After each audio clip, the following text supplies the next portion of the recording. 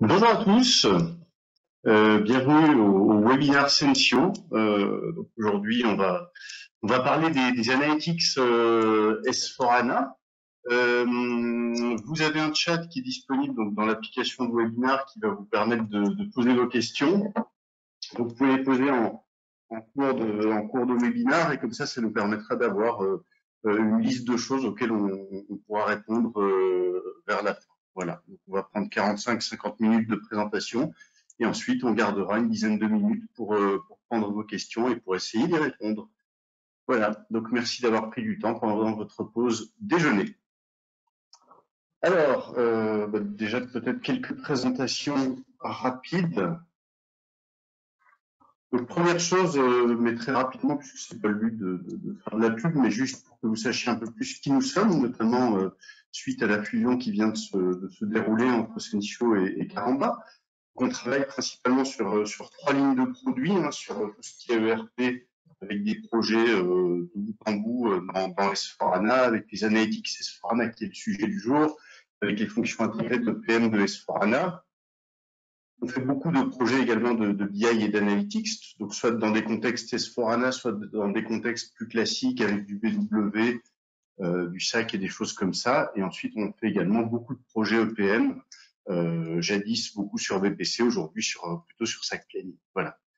En termes d'offres, donc on travaille avec nos clients déjà dès l'amont, on va dire, avec des missions de conseil, notamment sur la façon d'aller vers S4HANA ou les accompagner dans la mise en œuvre, on va dire, dans la réflexion pendant la mise en œuvre. On fait de l'intégration, ça vous l'avez compris, sur toutes les briques et ensuite on fait également du support suite à la mise en œuvre. Et ensuite, on a également deux offres un peu verticales, on va dire. Une première sur le professional services, donc tout ce qui est finalement prestataire de services, la mise en œuvre des différentes briques, et une dernière sur quelque chose qui nous tient beaucoup à cœur, qui est sustainability, avec du reporting RSE, du calcul d'empreinte carbone, des choses comme ça, et avec tout un tas de nouvelles offres qui sont en train d'arriver dans le portefeuille SAP, qui s'appelle la Green Line, en fait, avec des fonctionnalités qui vont se retrouver vraiment intégrées au cœur de l'ERP et qui vont intégrer donc des indicateurs environnementaux ou sociaux dans les prises de décision vraiment à l'intérieur de l'ERP. Voilà. Je me présente rapidement également, donc Olivier Mac, je suis un des associés de Sensio Caramba. Moi, je travaille dans pas mal de contextes S4HANA, en conseil en amont des projets, des choses que je fais par exemple avec Danone ou avec Air France, en accompagnement pendant les phases de conception, ou également sur des projets d'intégration et notamment des mises en œuvre des fonctionnalités EPM ou Analytics de S4HANA. Et je suis également un formateur chez SAP France, où j'anime pas mal de formations sur ces différents sujets. Alors le sujet, ça va être donc les analytics dans un contexte S4HANA. Il y a pas mal de gens, il y a pas mal de clients qui se posent des questions sur ces sujets-là. Ce sont des questions qui peuvent se poser en amont des projets. Donc des clients qui n'ont pas encore lancé le projet et qui se demandent ce que va devenir leur architecture décisionnelle à la suite du projet S4HANA. Qu'est-ce qui va se faire en temps réel directement sur la plateforme? Est-ce que j'ai encore besoin d'un dataware? Comment je m'intègre avec mon data lake Azure, etc. Donc ce genre de questions. Il y a des clients aussi qui font appel à nous en début de projet, donc vraiment pour les accompagner dans la réflexion et la mise en œuvre de toute la partie analytics. Ce qui est pas mal quand on est là en début de projet, c'est que du coup on peut participer vraiment à la conception du modèle de données, puisqu'on va voir qu'un des aspects particuliers de S4HANA, c'est que c'est à la fois un outil transactionnel, un ERP, mais c'est aussi un outil de reporting opérationnel, un outil décisionnel. Et donc, il faut se poser pas mal de questions liées à ces aspects décisionnels quand on fait la mise en place de l'ERP, quand on choisit l'utilisation des objets, les structures, etc., quand on modélise déjà tout le système opérationnel. C'est toujours mieux d'être là un petit peu en amont.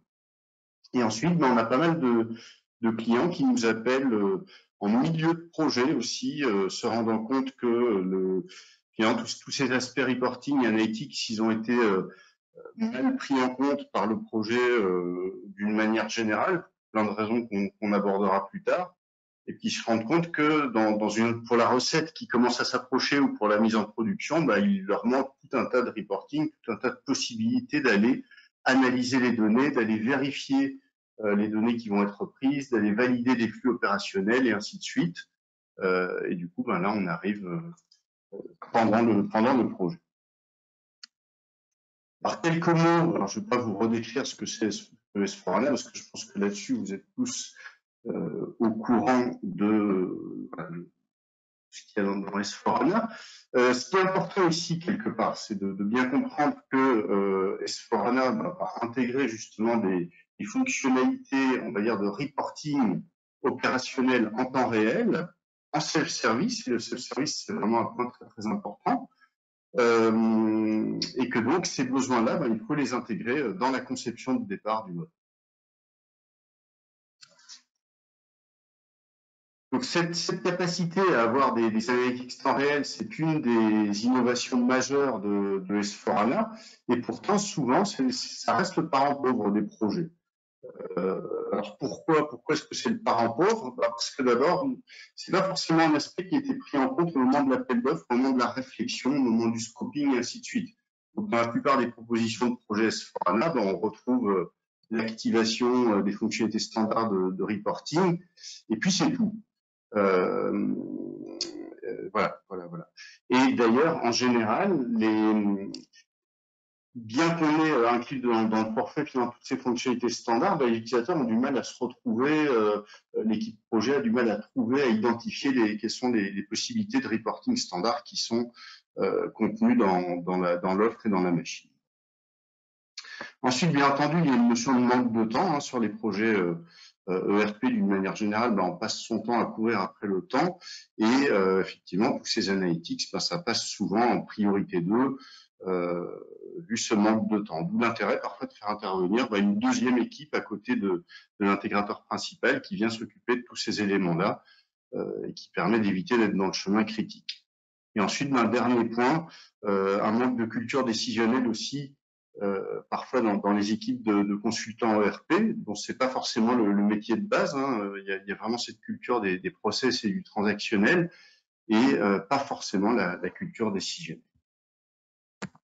Alors, quelques mots sur vraiment la big picture, on va dire, des outils d'analytics aujourd'hui dans le monde SAP. Donc, première chose, on va retrouver des éléments de réponse à l'intérieur de S4HANA avec ce qu'on appelle les embedded analytics, donc avec bien entendu des tas de données qui sont déjà collectées à l'intérieur de l'ERP qu'on va pouvoir exploiter à travers des fonctionnalités, des vues standards et à travers un portail d'accès qui s'appelle Fiori, un portail web. Ensuite, on va pouvoir éventuellement étendre ces fonctionnalités-là, à la fois en termes de stockage avec l'ajout d'un dataware. Là, on voit qu'il y a plusieurs offres de dataware dans le monde SAP aujourd'hui. Il y a le dataware traditionnel, on va dire, de SAP avec BW. On va retrouver d'autres possibilités avec des dataware ANA ou avec une nouvelle offre qui est le Data Warehouse Cloud, qui est un nouveau produit qui est sorti depuis à peu près 2 ans, quelque chose comme ça. On trouve aussi une brique qui s'appelle Data Intelligence, qui permet à ces différents environnements décisionnels SAP de communiquer avec l'extérieur et notamment de communiquer avec des data lakes, du big data, des environnements Azure, Google, etc., etc. Et ensuite, par-dessus tout ça, on va retrouver d'autres outils de data vis qui vont permettre également d'accéder aux informations. Le principal étant SAP Analytics Cloud, qui est vraiment l'outil de BI principal aujourd'hui de SAP, qui permet à la fois de faire de la BI, mais également qui est l'outil de planning d'élaboration budgétaire de SAP. On va retrouver d'autres front-end, comme par exemple Analysis for Office, qui va permettre d'aller interroger les données à partir d'Excel.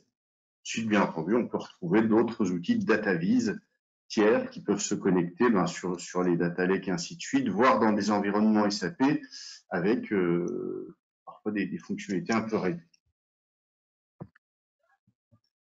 Alors, si on se trace un petit peu si on rentre un petit peu dans le détail finalement de l'architecture de tout ça, si on se positionne un peu au milieu du schéma dans S4HANA, ce qu'on va remarquer, c'est que bien entendu, on va retrouver des tas de tables opérationnelles qui vont contenir les données de S4HANA, côté finance, côté logistique et ainsi de suite. Et par-dessus ces tables existent des vues, c'est ce qu'on appelle ici les CDS. Dans le schéma, ce sont des vues standards qui vont permettre de faire des jointures entre ces tables et de venir présenter des univers relativement conviviaux aux utilisateurs qui vont pouvoir se promener par la suite dans les données. Pour se promener dans les données, ils vont pouvoir utiliser, première chose, le portail Fiori avec tout un tas de fonctionnalités standards existantes, ou bien utiliser les outils, entre guillemets, de Strategic Analytics comme SAC, comme Analysis for Office, Lumira, etc., voire du Webi dans certains cas. Voilà, donc ça c'est pour le gros des fonctionnalités. Et ensuite, faut pas perdre de vue qu'on dispose également sur la plateforme S4HANA d'un dataware BW, qui peut également permettre de venir ajouter des données sur la plateforme, donc des données notamment non SAP qu'on va pouvoir charger dans des cubes. Et ensuite, ça va permettre de faire éventuellement du reporting combiné entre les données de S4HANA et des données qui peuvent se trouver à l'extérieur de la plateforme. Avec toujours un petit point d'attention sur une limite de taille qui est de dire il ne faudrait pas que ce BW inclus sur la plateforme représente plus de 20% du poids des données du système S4HANA. Et ensuite, quand on commence à avoir des besoins additionnels, un peu plus décisionnels, beaucoup plus de données externes et ainsi de suite, on va passer à la partie gauche du schéma. Et cette fois-ci, on va installer un véritable data warehouse à côté de S4HANA. On va pouvoir là y construire des architectures avec des données qui viendront d'un petit peu partout, qui peuvent venir de systèmes non SAP, qui peuvent venir également de votre OCC d'aujourd'hui, qui peuvent contenir des historiques plus importants que ceux que vous avez repris directement dans l'ERP. Et cette plateforme BW, elle va pouvoir également, bien entendu, charger et transformer des données qui viennent de S4HANA, ou bien lire en temps réel un certain nombre d'informations pour venir compléter tous ces éléments stockés sur la plateforme BW. Voilà. Et au final, l'objectif de tout ce modèle de données assez simple dans S4HANA, l'objectif des vues et de tout ce qui s'ensuit, c'est de permettre aux utilisateurs finalement de manipuler de manière très très simple les données de l'ERP, un peu comme si finalement les données de l'ERP c'était juste un gros fichier Excel et qu'il suffisait par la suite de créer un tableau croisé dynamique pour se balader dans les données de manière très très simple. Ça peut se faire à l'aide de Fiori, encore une fois le portail natif de S4HANA, ou à travers Excel avec un instrument qui s'appelle Analysis for Office. Il y a toujours la même logique, je vais retrouver toute une série d'axes d'analyse qui sont disponibles. Ce sont les axes de la vue, les axes de la CDS. Et ensuite, par glisser, déplacer, je vais simplement lui dire, cet axe-là, je le veux dans les lignes, je le veux dans les colonnes, je vais faire un filtre, je vais appeler une hiérarchie, etc., etc., etc. Des choses très très simples à manipuler. Alors c'est une des promesses importantes de S4HANA. Finalement, quand on regarde S4HANA en termes de processus, il y a un certain nombre de nouvelles choses qui arrivent, mais on n'est pas sur une révolution, on est sur une évolution en douceur, on va dire. Par contre, il y a une vraie innovation quand même dans la capacité à S4HANA de produire tout un tas de reporting opérationnel, d'aider vraiment à la décision et de couvrir finalement en temps réel des choses qui étaient souvent couvertes par le dataware en temps différé, avec du reporting qui était plutôt construit par l'IT. Ici, tout l'enjeu, c'est vraiment de permettre aux utilisateurs d'accéder aux données de la plateforme en self-service et de manière très très simple. Donc, quels sont les éléments qui permettent de répondre à ce besoin-là? Donc, la première chose, c'est d'avoir des outils qui soient simples à utiliser. Donc là, on va voir que déjà, dans le portefeuille des outils Fiori et des tuiles standards, on va dire, de Fiori, on dispose de centaines de rapports vraiment très très simples à manipuler en tant qu'utilisateur final. Et ensuite, on va pouvoir compléter ça avec d'autres outils qui sont très très simples également à manipuler. Analysis for Office pour la partie Excel et puis SAP Analytics Cloud plutôt pour construire les tableaux de bord, des dashboards visuels. Et à chaque fois, on est vraiment sur des outils qui ont été pensés pour être mis à la main directe des utilisateurs. Ça, c'est vraiment le premier ingrédient pour arriver à délivrer du self-service, c'est que les outils soient suffisamment simples. Le deuxième élément, et qui est aussi crucial que le premier finalement, c'est d'avoir un modèle de données qui soit simple à utiliser, simple à appréhender pour l'utilisateur.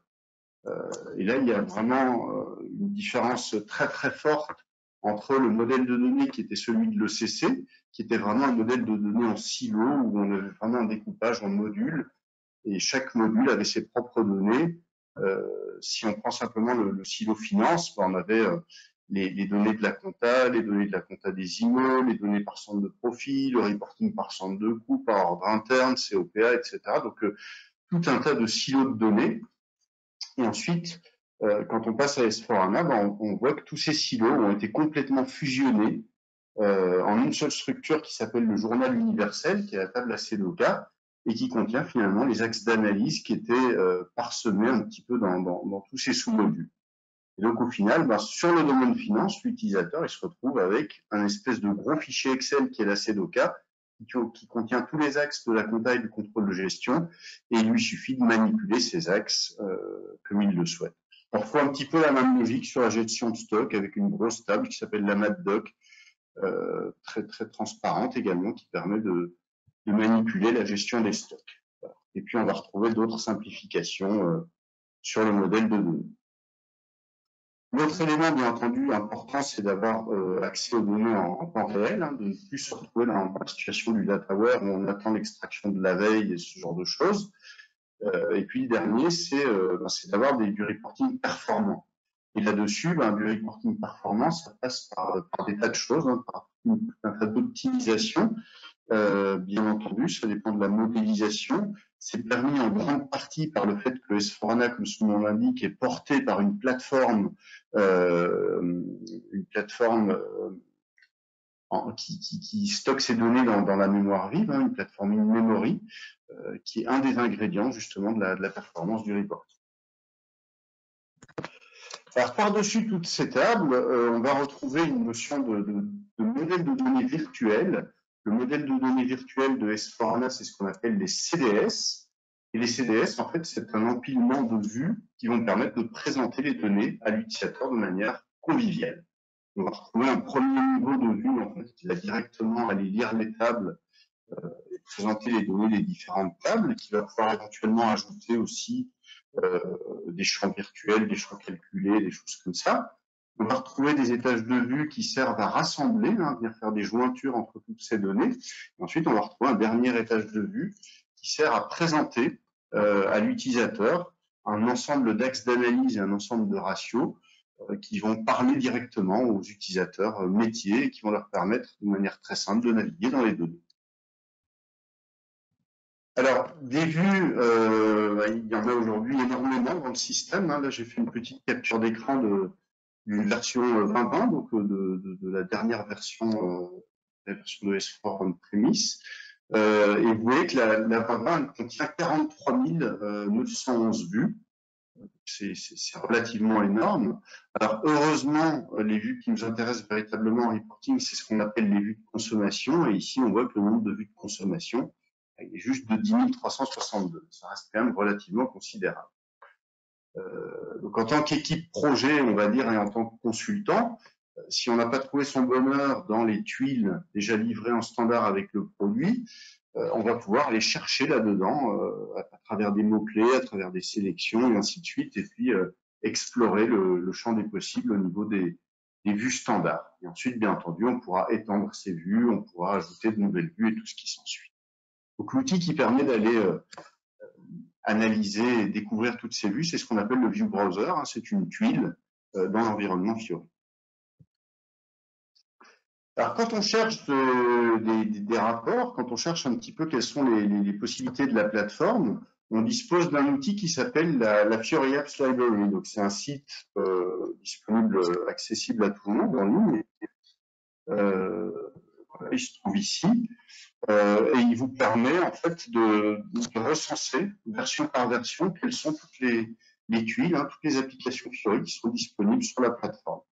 Donc, il y a des critères de sélection là-haut qui vous permettent d'aller choisir, par exemple, uniquement les tuiles analytics, de choisir le domaine qui vous intéresse. Et ensuite, il va vous présenter la liste de tous les possibles. Et dès que vous trouvez quelque chose qui vous intéresse, vous pouvez aller voir le détail, trouver des copies d'écran, savoir quel est le rôle que vous devez vous affecter pour obtenir la tuile et pour pouvoir aller la tester, tout ce qui s'ensuit. Ça, c'est la bibliothèque qui vous permet de recenser le champ des possibles dans le standard. Ensuite, on va trouver différents types de rapports, différents types de possibilités. Alors, on va un petit peu tous les explorer par la suite. Ce qui est important, c'est qu'en tant qu'utilisateur final, je vais disposer d'un certain nombre de tuiles qui arrivent dans mon écran de départ à partir des rôles, en fonction des rôles qui m'ont été attribués. Je vais pouvoir cliquer sur ces différentes tuiles. Je vais pouvoir accéder à tout un tas de rapports. Ensuite, quand je suis à l'intérieur de ces rapports, je vais pouvoir naviguer, je vais pouvoir faire des sélections, du filtrage, inverser les axes, etc. Et ensuite, une fois que j'ai créé quelque chose qui me va bien en tant que rapport, que ce soit un rapport graphique ou sur un tableau de chiffres, je vais pouvoir cliquer sur un petit bouton qui va me permettre de créer une nouvelle tuile dans mon environnement, qui va me donner un accès direct à ce rapport que j'ai customisé, donc qui va conserver mes filtres, mes sélections, mes hiérarchies, etc.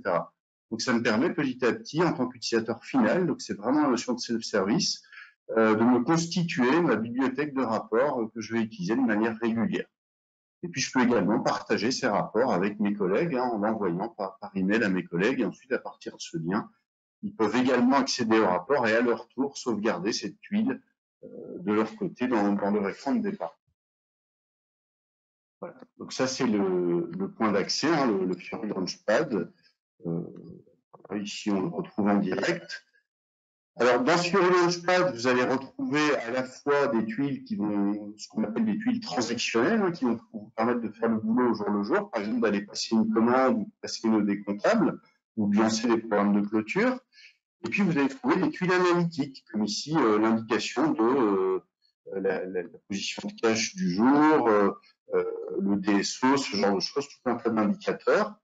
Donc, ça vous permet, dès la connexion, en fait, de voir apparaître les valeurs d'indicateurs et éventuellement de vous dire, tiens, il y a quelque chose à faire sur le cache, on est en rouge, alors que sur le DSO, a priori, on est en vert, donc tout va bien.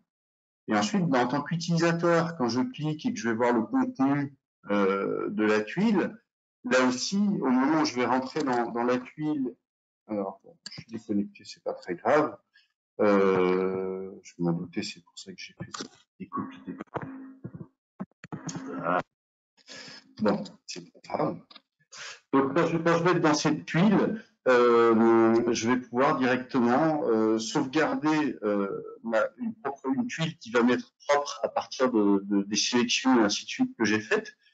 Et puis en plus, au moment où je crée ma tuile, je vais pouvoir définir les seuils d'apparition des différentes couleurs. Donc, je vais pouvoir lui dire, je veux que le DSO apparaisse en orange à partir de tel niveau et qu'il apparaisse en rouge à partir de tel niveau. Donc ça me permet là aussi d'aller complètement personnaliser mes alertes. Alors, on va retrouver différents types de reporting standards. Donc, on va trouver des reportings très simples sous forme de liste. Donc, ça, c'est vraiment le niveau le plus basique du reporting.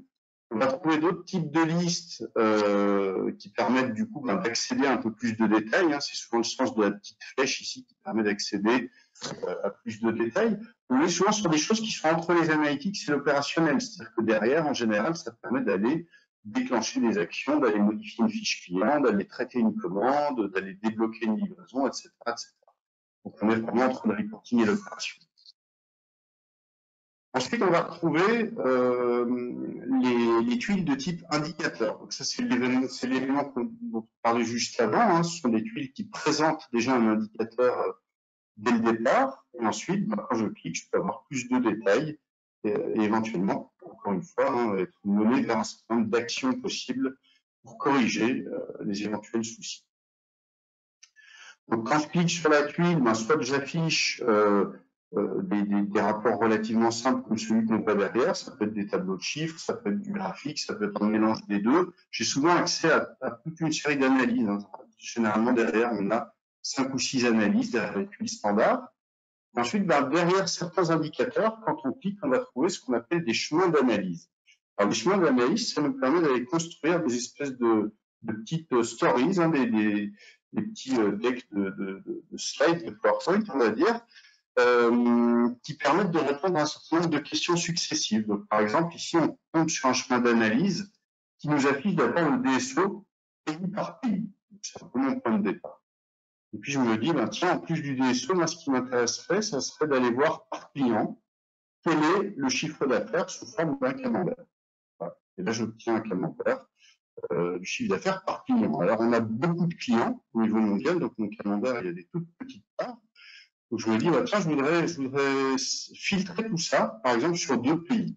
Là, je reviens dans le slide précédent, et dans mon écran de DSO par pays, ben, je vais sélectionner 2 pays, et là, il va m'indiquer uniquement les chiffres d'affaires des clients de ces différents pays.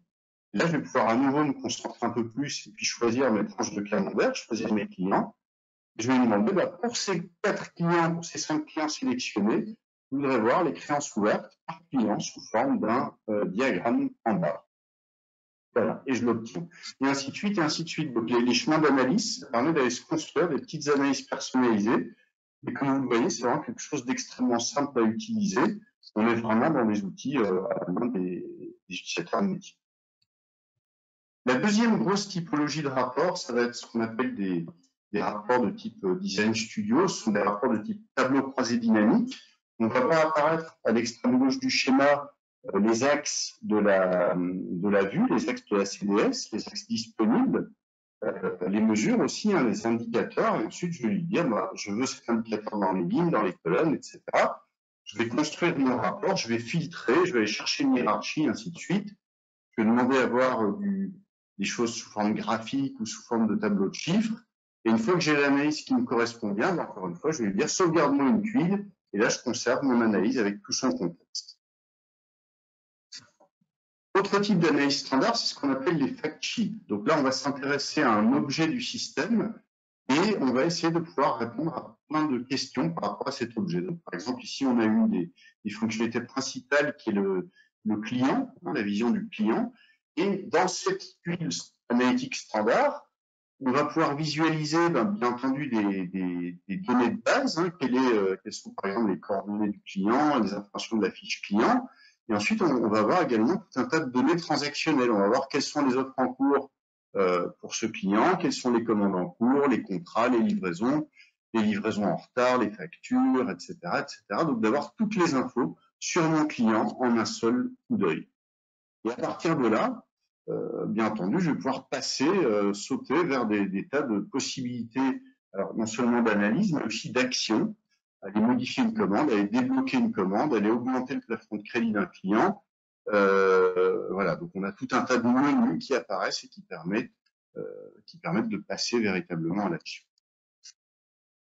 Ensuite, on va trouver des pages de type overview. Donc ça, c'est quelque chose qu'on va retrouver sur chaque domaine. On va retrouver sur les ventes, sur les achats, sur la gestion des stocks, sur la compta, le contrôle de gestion. Et à chaque fois, on va retrouver tout un tas d'éléments importants d'analyse avec des alertes qui vont permettre à la fois de voir où on en est, d'avoir des listes de choses à faire, des alertes, ce qui s'ensuit. Et pareil, là-dessus, je vais pouvoir cliquer et je vais pouvoir faire des actions directement. Alors, on peut paramétrer l'apparition des fenêtres, est-ce que j'en cache, est-ce que je les bouge, etc. On a des filtres là aussi pour faire des sélections sur notre domaine d'action. Et encore une fois, tout ce paramétrage, on peut le sauvegarder, encore une fois, sous forme de tuile, pour avoir une vision personnalisée de tous les indicateurs. Ensuite, on trouve encore d'autres types de rapports, comme ce type de rapport, ça s'appelle les Analytical List Page, qui donnent des visions à la fois graphiques et puis sous forme de tableaux de chiffres combinés. On va retrouver aussi dans un certain nombre de tuiles ce qu'on appelle le Insight to Action. Donc là, l'idée, c'est de se servir des analytics pour guider l'utilisateur dans ses décisions. Ici, on est par exemple sur la transaction de rupture de stock. Hein, donc c'est le MRP, c'est l'équivalent un peu de la MD04. Et je vois apparaître mon stock prévisionnel pour un produit. On peut voir qu'on a un produit sur lequel on va être en rupture de stock dans quelques semaines. Donc, je clique sur la barre verte, j'arrive dans le niveau de détail, je vois qu'effectivement, on a des besoins prévisionnels, ça peut être des commandes clients, ça peut être des ordres de fabrication, et on voit qu'effectivement, on va tomber en rupture de stock, puisqu'on n'a rien aujourd'hui.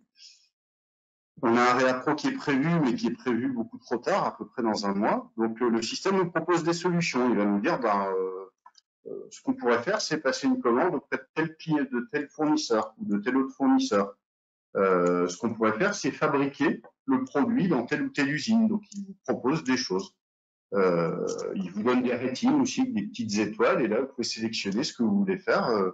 Qu'est-ce qui se passe si je choisis ce fournisseur? Je simule, paf, il me met à jour le graphique pour me montrer ce que ça donnerait.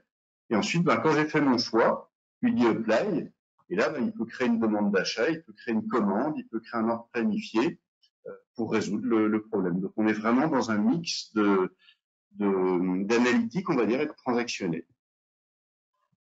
Pareil, on a des tuiles aussi standards qui vont essayer de vous ramener des alertes, d'analyser les données, d'essayer de découvrir dans les données des choses bizarres qui ne sont pas dans les paramètres normaux des données habituelles, hein, pour vous faire fonctionner plutôt en mode alerte que en mode exploration. Ensuite, on retrouve également des applications de type prédictif. Donc ça utilise les moteurs prédictifs de HANA. Et donc, ça va vous montrer, par exemple, ici, une comparaison du budget, du réalisé, et puis d'un prédictif qui a été extrapolé à partir de modèles prévisionnels. Voilà. Donc là, on a fait un petit peu le tour des typologies d'analytics standards qui sont disponibles sur la plateforme. On a vu comment on pouvait les identifier également, l'aide de la librairie, et puis comment on pouvait s'affecter les tuiles qui vont bien à partir des rôles. Et ensuite, la question, c'est de dire, si je n'ai pas trouvé mon bonheur dans les analytics standards, comment est-ce que je peux faire pour aller étendre tout ça pour avoir des fonctionnalités additionnelles? Donc, on dispose bien entendu de tout un tas d'axes standards, on dispose de tout un tas de reports standards. On peut également aller créer des hiérarchies. Il y a des nouveaux outils qui permettent d'aller créer des hiérarchies sur la plupart des concepts, des hiérarchies de société, de domaines fonctionnels, de centres de coûts, de centres de profit, d'articles, de clients, etc. Donc l'idée, c'est d'abord d'aller explorer, bien entendu, toutes ces pistes totalement standards. Et ensuite, si vous ne découvrez pas de votre bonheur, vous pouvez encore faire appel à un certain nombre d'outils. Si on prend le point 2 ici, on va pouvoir utiliser par exemple des outils comme le designer de KPI. Donc, essayer de vous le montrer rapidement. Donc, les hiérarchies que j'évoquais, vous avez plusieurs tuiles également dans l'interface Fiori qui vont vous permettre d'accéder à la maintenance des hiérarchies existantes, qui vont vous permettre également d'aller créer des hiérarchies sur tout un tas de contextes et d'objets. Ce qui est pas mal non plus, c'est que très souvent, vous pouvez exporter les hiérarchies existantes sous forme de fichiers Excel, les retravailler dans Excel, et ensuite venir importer à nouveau des nouvelles versions de hiérarchie. Ça facilite le travail en tant qu'utilisateur final. Bien entendu, on peut également les manipuler à travers Fiori. Donc, je vous parlais des outils qui vont permettre de rajouter des fonctionnalités. Ici, on est face à un outil qui s'appelle le KPI Builder, qui va vous permettre de définir vos rapports, vos indicateurs, et ainsi de suite. Donc, on est face à des outils qui sont plutôt, on va dire, key user qu'utilisateur final. En gros, on peut se baser sur un indicateur, sur une tuile existante, et puis créer une nouvelle tuile. On peut également créer une nouvelle tuile à partir de zéro. L'information la plus importante, bien entendu, ça va être d'indiquer quelle est la source de données. Là encore, on va se retrouver face à ce qu'on a appelé les CDS, les vues. On va lui indiquer quelle est la vue. Et là-dedans, on va venir choisir quels sont les indicateurs qui nous intéressent. On va faire des filtres, des limitations, on va dire, sur ces indicateurs. On va choisir les ratios qu'on veut afficher. Et on va choisir ce qu'on veut à la fois sur la tuile, comment on constitue l'indicateur qui apparaît sur la tuile en rouge, en vert, etc. Et on va définir ce qui apparaît lorsque je clique sur la tuile. Ça, c'est ce qu'on appelle le KPI Builder. C'est relativement simple à utiliser.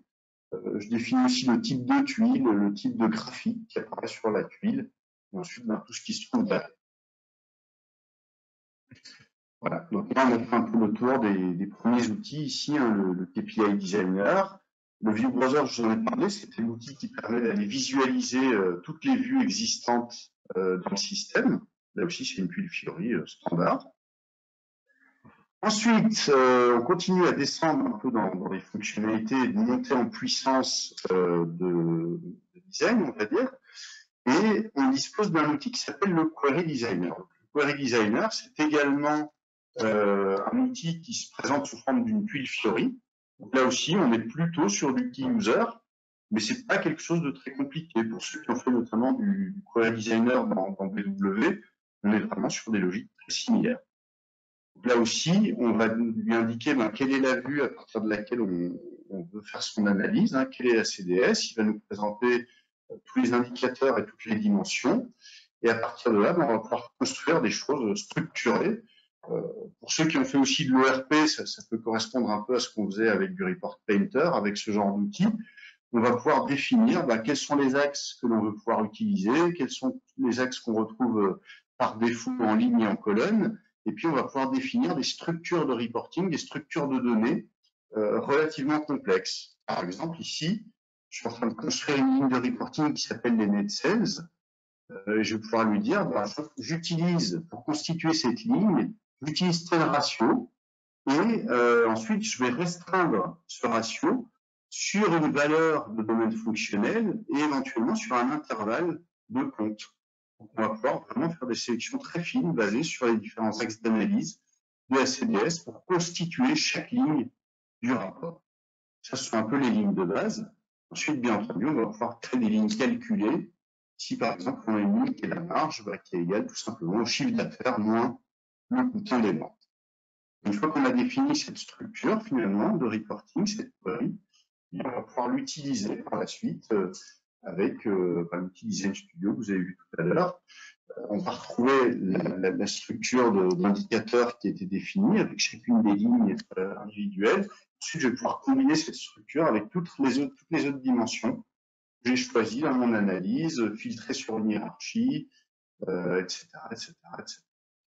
Ça, c'est le query design. Alors, on peut descendre encore dans les couches de reporting. Ce qui peut arriver aussi, c'est que vous souhaitiez faire une jointure entre des tables qui ne sont pas naturellement présentées ensemble. C'est un cas de figure qu'on a rencontré par exemple chez un client qui faisait du négoce et qui avait besoin de faire une seule ligne finalement entre la commande d'achat, la commande de vente correspondante et puis les éléments de stock qui se trouvaient entre les deux. Donc là, on a dû créer une nouvelle CDS qui permettait de faire des jointures entre ces tables, jointure qui n'était pas standard. Alors, si la jointure elle est relativement simple, on va pouvoir utiliser un outil key user, encore une fois, qui se présente sous forme d'une tuile Fiori, qui s'appelle les Custom CDS Views. Et là, je vais pouvoir lui dire, voilà, j'ai trouvé cette CDS qui m'intéresse, j'ai trouvé cette seconde CDS que je souhaite joindre à la première. Ensuite, je vais lui indiquer quelles sont finalement les clés communes qui vont me permettre de faire la jointure entre les différentes vues pour constituer mon reporting. Et ensuite, quand on commence à devoir créer des CDS un peu sérieuses, un peu plus complexes, on va passer dans des outils un peu plus techniques avec le HANA Studio qui va permettre d'aller travailler véritablement les vues CDS. Alors là, on est plutôt dans les outils de développement. Pour autant, ça reste quelque chose de relativement simple. Hein, ça ressemble un peu à des queries SQL. On va lui dire qu'on souhaite sélectionner les données dans tel CDS avec tel et tel titre, ce qui s'ensuit. Quand on va regarder le contenu de la CDS, on va voir que lui-même accède à une CDS sous-jacente, qui lui-même accède à une CDS sous-jacente, et à un moment donné, on va accéder dans ce qu'on appelle la CDS de base, c'est-à-dire celle qui est vraiment posée sur les tables, et on va pouvoir voir quelles sont les tables à laquelle accède la CDS. Donc ici, par exemple, on est sur un ensemble de tables qui donne une jointure des différentes tables qui constituent la commande client dans S4HANA, la VBAC, etc. Voilà. Et bien entendu, on peut réutiliser toutes les CDS standards, les copier, les modifier et tout ce qui s'ensuit. Donc voilà un petit peu les outils qui vont nous permettre d'aller travailler finalement les différentes couches jusqu'à enrichir le reporting et permettre de répondre à tous les besoins du projet. Alors, jusqu'à présent, en termes de front-end, on a envisagé le front-end Fiori. En plus du front-end Fiori, on va pouvoir également utiliser d'autres front-end. On a parlé d'Analysis for Office, donc là on est dans Excel. Donc AFO, il peut directement se connecter là aussi sur les vues CDS en temps réel. Et il vous permet d'accéder au même type de fonctionnalité que ce qu'on a vu avec Fiori. On va pouvoir utiliser SAC Analytics Cloud, qui va également se connecter en temps réel sur les données. Donc là, on va retrouver des rapports beaucoup plus jolis, beaucoup plus graphiques, avec des tableaux de bord disponibles sur PC, disponibles sur tablette, sur téléphone, et ainsi de suite.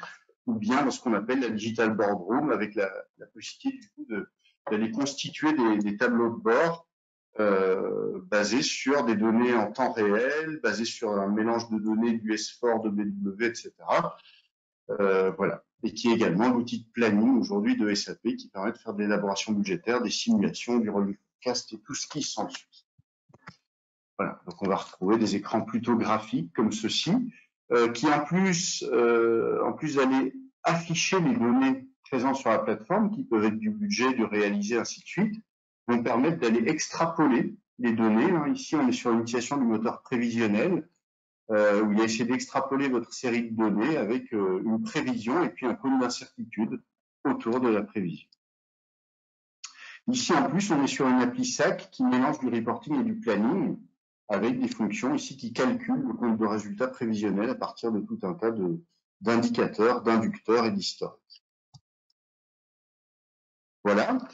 Alors, SAC, dans les versions cloud de S4HANA, aujourd'hui, il est totalement intégré, il est vraiment à l'intérieur. Ça veut dire quoi? Ça veut dire que l'outil à partir duquel je crée mes KPI, l'outil qu'on a été voir tout à l'heure qui permettait de créer les tuiles d'indicateurs, il permet également d'aller créer les stories dans SAC. Ces stories, elles s'affichent sous forme de tuiles de la même façon que n'importe quel reporting SAC. Quand je clique, j'accède à l'écran d'analyse SAC. Et à partir de mon écran d'analyse SAC, je peux également passer un report classique Fiori S4HANA. Donc ici, on a une intégration qui est complètement transparente, qu'on soit sur une story SAC ou sur un écran Fiori, même combat, c'est complètement transparent.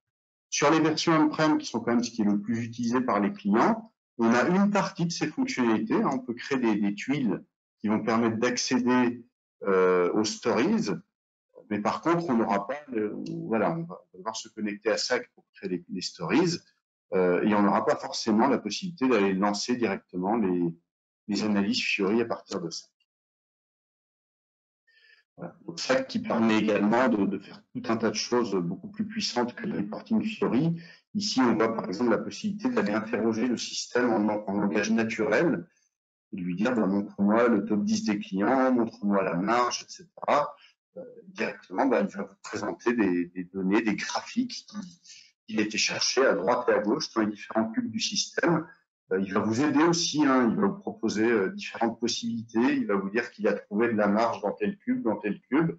Il va vous aider aussi à compléter vos phrases, soit avec des noms de dimensions, soit avec des noms de membres de dimensions, donc des noms de produits, des noms de clients, des choses comme ça. Voilà. Et tout un tas de fonctionnalités très avancées dans SAC qui va bien entendu beaucoup plus loin que ce que permet de faire simplement Fiori. Alors, dernière petite question, et puis je pense qu'on s'arrêtera là pour pouvoir garder un petit temps de questions-réponses. Se pose également la question sur la plupart des projets de est-ce que j'ai encore besoin d'un dataware en plus de tout ça. Donc l'ambition, ce sera pas de répondre à cette question ici, on pourra organiser un autre webinaire si vous voulez sur le sujet. Mais juste pour vous donner un petit peu quelques éléments de réponse, avant de passer aux questions. Donc c'est de se dire, au-delà finalement, un des éléments de réponse, c'est de se dire, au-delà des données qui se trouvent déjà dans S4HANA, de quoi d'autre j'ai besoin pour constituer mon reporting. Est-ce que j'ai besoin de sources qui sont des sources non SAP, des choses qui sont dans des data lakes, dans d'autres applicatifs métiers, dans d'autres produits SAP d'ailleurs. Autre cas de figure, c'est la reprise des historiques. On va reprendre une partie des historiques dans S4HANA, mais pas forcément tout l'horizon historique dont on a besoin dans le reporting. Donc là aussi, bien entendu, une plateforme décisionnelle comme par exemple BW ou Data Warehouse Cloud va permettre justement d'aller stocker des historiques plus lointains et va permettre d'accueillir dans le futur, dans les années à venir, l'historique de S4HANA que vous aurez souhaité archiver. Ça permet d'avoir des données relativement anciennes. Ça permet également de répondre aux problématiques de rollout progressif. Lorsqu'on déploie progressivement la solution S4HANA, il y a toute une période dans laquelle on a encore un ou plusieurs ECC, dans laquelle on a également du S4HANA. Donc souvent, on souhaite avoir une continuité et pouvoir faire du reporting commun à toutes les entités du groupe, en général plutôt dans le modèle cible de S4HANA. Donc là, le fait d'avoir un dataware, ça va permettre de remonter, en s'appuyant sur tout le business content, bien entendu, à la fois les remontées des données de S4HANA, les données de CC, et puis de venir combiner tout ça pour essayer de donner une vision globale des données. Et ensuite, pour ramener des éléments de budget que vous n'auriez pas forcément intégrés sur la plateforme S4, même si c'est possible, bien entendu, des données qui viennent de la console, de BFC, de ce genre de choses. Donc, toute la question, c'est de se dire, bah, effectivement, si j'ai besoin de tous ces éléments-là additionnels, où est-ce que je vais pouvoir les positionner? Est-ce que je les positionne dans la plateforme S4HANA? Est-ce que je les positionne en dehors? On a vu tout à l'heure que si on voulait les positionner dans la plateforme S4HANA, on dispose d'un dataware BW sur la plateforme S4. On a vu qu'on a quand même une limite de 20%, donc on est quand même limité à des petits cas d'emploi. Hein. C'est pas le BW Embedded qui va vraiment vous donner votre dataware d'entreprise. D'autant qu'on est sur la version qu'on appelle BW HANA, qui n'en est pas sur un BW for HANA. C'est pas non plus la plateforme qui va vous fournir des extracteurs pour aller chercher les données dans les ECC. C'est pas du tout fait pour. Ça implique aussi, bien entendu, une dépendance sur les versions, les montées de versions, les versions de HANA, de NetWeaver, etc. On est sur la même machine, le même tuning, donc on voit qu'effectivement, hein, pour les petits usages, ça peut dépanner, mais on n'est pas sur un vrai dataware. Un autre élément de décision, bien entendu, c'est de se dire, effectivement, sur S4HANA, on arrive à faire pas mal de choses, à faire du reporting en temps réel, à faire du virtuel, à avoir des choses qui se calculent à la volée, qui s'agrègent, qui se combinent à la volée, qui se transforment. Mais à un moment donné, à force d'empiler les couches, on peut également se retrouver confronté à des problématiques de performance. Là où, une fois qu'on a déplacé les données vers un vrai dataware en les transformant, en les restockant, etc., bien entendu, on s'abstrait d'une bonne partie de ces problématiques de performance. Donc, c'est un des éléments également dans la réflexion. Et ensuite, une problématique assez courante, hein, c'est celle de ce qu'on appelle le réalignement, le restatement des données. Dans S4HANA, vous aurez la vision historique des données telles qu'elles ont été enregistrées. Il y a un certain nombre de possibilités qui existent, parfois de réaligner certaines données comme celle de COPA, ou d'utiliser des hiérarchies parallèles pour avoir les deux visions, mais à un moment donné, on se retrouve parfois confronté à des besoins plus importants. Donc là aussi, le besoin d'utiliser une plateforme décisionnelle. Voilà, je m'arrête là. Je pense qu'on a parlé de pas mal de sujets. Je laisse un petit peu de temps pour les questions-réponses. Alors, si j'ai bien compris, elles apparaissent dans le chat qui est ici. Ok, il est là. Alors, tout petit. Ok. Alors, est-ce que le reporting RSE peut être intégré à S4HANA? Entre parenthèses, SUPM. Alors, SUPM, c'était effectivement le produit qui répondait au reporting RSE dans l'offre SAP. C'était basé sur une plateforme BW. On a fait quelques projets, mais c'était plutôt dans les années 2009-2010 sur SUPM. Je suis même pas sûr que ça soit supporté encore SUPM. Par contre, il y a des nouvelles briques en fait qui arrivent sur le sujet, qui sont basées sur la BTP, donc sur la nouvelle cloud plateforme de SAP, et qui vont aller chercher leurs données de manière native dans tous les objets SAP qui connaissent, par exemple, tous les concepts d'articles, de supply chain, etc., et qui vont aller chercher toutes les données dans SAP. Et ensuite, il y a un vrai projet qui est en cours chez SAP, qui est d'aller intégrer dans le cœur de S4HANA, dans les fonctionnalités, directement des critères de choix et des choses comme ça qui sont liées à la RSE. Alors, comment migrer BPC dans SAC? Alors, il n'y a pas d'outil miracle qui migrerait des applications BPC dans SAC. Donc, si vous avez des applications BPC aujourd'hui, l'idée, c'est en général de refaire un design, puisque de toute façon, on va souvent passer d'un modèle de données qui était plutôt basé sur l'ECC et qui est souvent un modèle de données en silo, on va dire, dans BPC, et on va reconstruire, du coup, dans SAC, un modèle de données qui est plus lié au modèle de données de S4HANA. On va refaire un peu une conception, et puis on va recréer un nouvel applicatif qui va être beaucoup plus intégré au modèle de données de S4. Ensuite, comment utiliser SAP Data Intelligence et non SAP alors là, on est dans des domaines qui sont un peu moins les miens. Donc voilà, je sais pas moi qui vous donnerai une réponse, mais par contre, n'hésitez pas à nous envoyer une question par mail, et puis moi je transmettrai à des experts chez nous et on vous répondra par mail. Pour continuer peut-être sur la question d'Annie, quand même sur le migrer des données de BPC Optimized, on est effectivement sur la même logique. Voilà. Ensuite, Analysis for Office on live sur S4HANA, faut-il des licences? Alors, on est dans le monde SAP, donc la réponse c'est oui. Effectivement, on a besoin d'avoir des licences Analysis for Office pour accéder aux données de S4HANA directement. Je vois quelque chose sur le Insight to Action aussi. Alors, slide 38, oui, effectivement, le Insight to Action, c'est disponible dans la version on-prem. Ça fait partie véritablement des tuiles complètement standards. Et depuis pas mal de temps, je pense que c'est quelque chose qui est arrivé avec la 1709 ou quelque chose comme ça. Donc, c'est vraiment quelque chose de complètement standard. Sachant que la version on-prem, c'est quand même ce qui est utilisé par 99% des clients, hein, donc c'est relativement logique. Le HANA Studio n'est pas en fin de vie, alors effectivement, il y a des changements là-dessus, hein, donc encore une fois, c'est pas moi qui suis la meilleure personne pour répondre à cette question, mais il y a des environnements plutôt web qui sont en train de se mettre en place pour gérer tous ces éléments, pour ne plus forcément avoir à installer l'environnement Eclipse, HANA Studio. Qui posait la question sur Optimize, mais donc j'ai répondu à cette question sur VPC Optimize. C'est même logique que sur un VPC externe. Effectivement, il faut refaire une conception.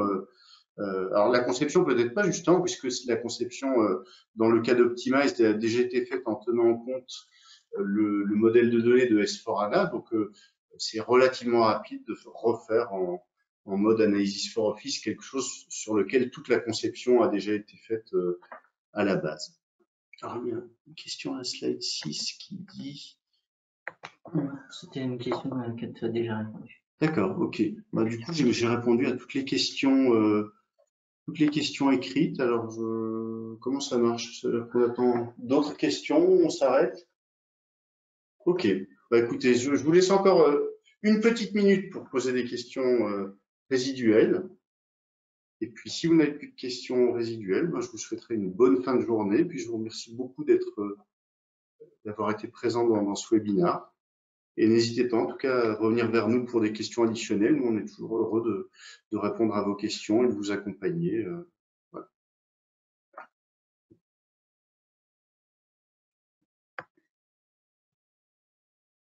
Bon, bah, la minute est à peu près passée. Je n'ai pas de nouvelles questions.